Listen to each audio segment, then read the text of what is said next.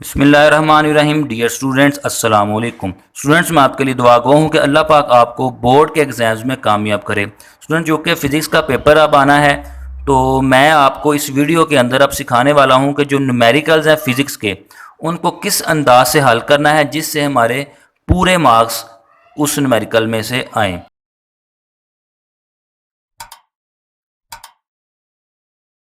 तो सबसे पहले बच्चों आपने करना ये है कि स्टेटमेंट को पढ़ना है।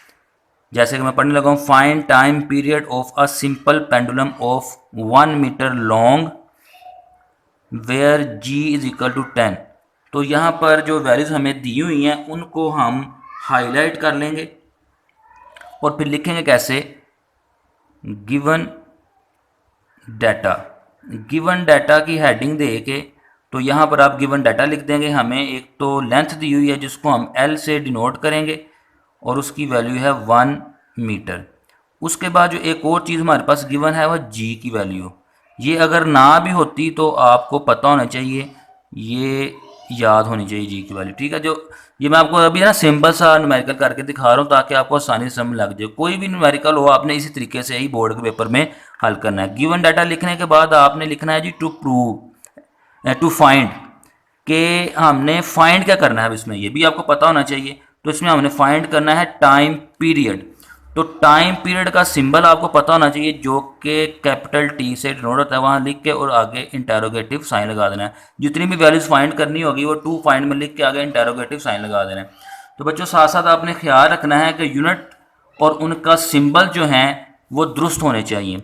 उसके बाद फिर हम देखेंगे जो चीज़ फाइंड कर रही है उससे रिलेटेड फार्मूला कौन सा है। फार्मूला की हेडिंग देंगे जो कि हमारे पास टाइम पीरियड का फार्मूला है पेंडुलम का, T is equal to 2πL/G। तो ये फार्मूला हमने यूज़ करना है और फिर एंड पे लिखेंगे जी वर्किंग की हेडिंग दें, वर्किंग। अब वर्किंग क्या होगी, T हमने फाइंड करना है, 2π की वैल्यू 3.14, अंडर रूट L की वैल्यू है 1 और G की वैल्यू है 10। तो बच्चों आप इसको जब कैलकुलेटर से हल करेंगे तो हमारे पास आ जाएगा 1.99।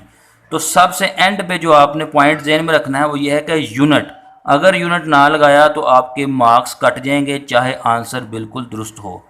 तो लिहाजा आपने इन तमाम बातों का ख्याल रखना है बोर्ड के पेपर के अंदर न्यूमेरिकल हल करते हुए। मुझे उम्मीद है आपको बहुत ज़्यादा फ़ायदा होगा।